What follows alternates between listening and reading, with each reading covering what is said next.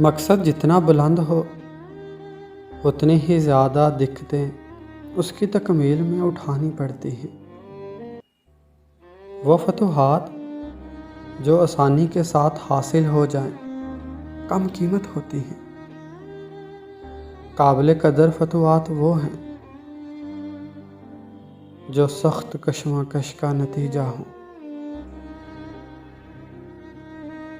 کمزور انسان موقعوں کی تلاش میں رہتے ہیں، لیکن باہمت افراد خود موقع پیدا کر لیتے ہیں۔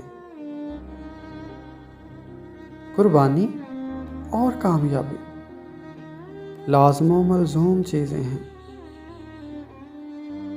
یہاں قربانی وہاں کامیابی کا وجود بھی ان کا سمجھو۔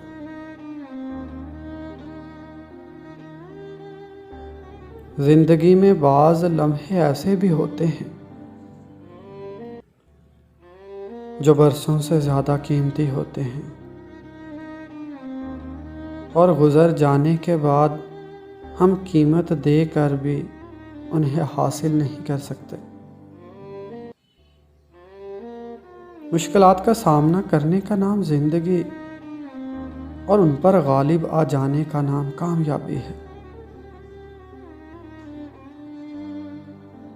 اونچے پہاڑ پر چڑھنے کے لیے آہستہ آہستہ چلنا چاہیے۔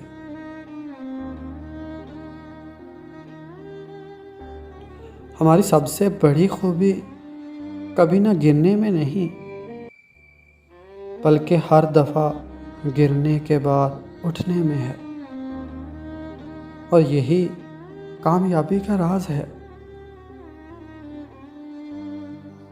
ارادے مضبوط ہوں تو کمزور جسم سے بھی بڑے بڑے کام لیے جا سکتے ہیں۔ انسان کو ایک ایسے گلاب کی مانند ہونا چاہیے جو ان ہاتھوں میں بھی خوشبو دیتا ہے جو اسے مسلتے ہیں۔